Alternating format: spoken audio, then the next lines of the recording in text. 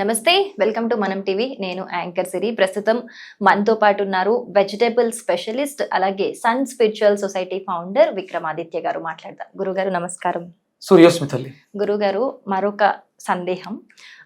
కిడ్నీలో స్టోన్స్ కి సంబంధించి ఈ వెజిటేబుల్స్ లో పాలకూర టమాటా కలిపి తింటే కిడ్నీలో స్టోన్స్ వస్తాయి, ఉన్న వాళ్ళకి ఇంకా డేంజర్ అని చెప్తూ ఉంటారు. అసలు కొంతమంది అయితే ఇంట్లో కాంబినేషనే అసలు వాడని కూడా వాడరు, పొరపాటున కూడా తినరు. అసలు ఈ వెజిటేబుల్స్ కి కిడ్నీలో స్టోన్స్ కి ఏంటి సంబంధం? ఏంటి? అదేమీ లేదమ్మా. అంటే ఇప్పుడున్నటువంటి ఆధునిక వైద్యంలో, మోడర్న్ మెడిసిన్ దాంట్లో ఎక్కడ కూడా న్యూట్రిషన్ గురించి మాట్లాడరు, ప్రస్తావించరు. వాళ్ళకి ఇవన్నీ కూడా అమ్మమ్మలు తాతయ్య నాటి కాలం మాటలే ఉంటాయి. ఇప్పుడు అంటే మీరు న్యూట్రిషనిస్టులు చాలామంది ఉన్నారు, వాళ్ళు ఎవరు కూడా దీని మీద అంటే ప్రాక్టికల్గా వచ్చి వీటి మీద రీసెర్చ్ చేసింది ఏమి ఉండదు. అంతా బుక్ చెప్పిందే. ఇప్పుడు నేను ఏదో రాసేస్తే దాన్ని వాళ్ళు ఇచ్చేస్తారు. వంకాయ తినొద్దు అంటారు, టమాటా తినొద్దు అంటారు. ఎందుకు తినొద్దు అన్నదానికి కారణం తెలియదు. గోంగూర తినొద్దు, ఎందుకు తినొద్దు?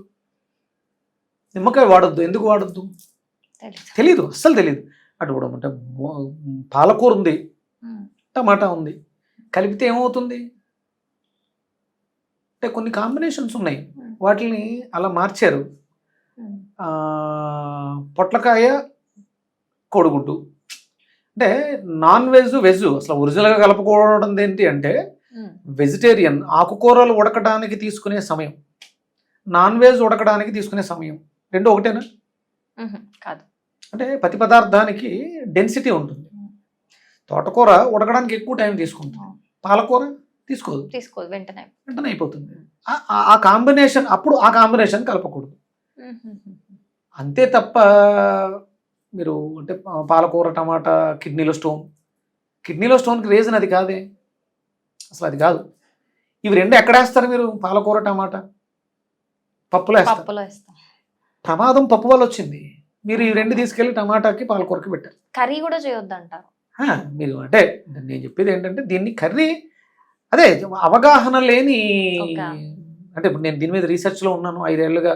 వెజిటేబుల్ థెరపీని స్టడీ చేస్తూ చాలా కేసెస్, ఇంచుమించు ఒక 50,000 కేసులు ప్రత్యక్షంగా నేను మాట్లాడి నేను నోట్ చేసుకుని రాసినటువంటి కేసెస్. ఇక నా వీడియోస్ చూసి ఫాలో అయిన వాళ్ళు చాలామంది ఉన్నారు, అవి లక్షల్లో ఉన్నాయి.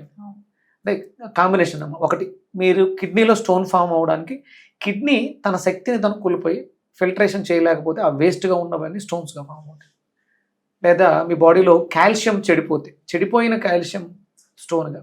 మీరు చూడండి, సీలింగ్ నుంచి వాటర్ పడుతూ ఉంటుంది, పడుతున్న చోట ఉంటుంది, పైన కారుతున్న చోట స్టోన్ ఫామ్ అవుతుంది, కింద పడిన చోట కూడా. అంటే వాటర్లో ఉన్నటువంటి ఆ శుద్ధ ఏదైతే ఉందో ఆ కాల్షియం స్టోరేజ్ రాళ్ళు, రకరకాల కారణాలు, చాలా రకాల అంటే నాకు మెడికల్ టెర్మినాలజీ తెలియదు.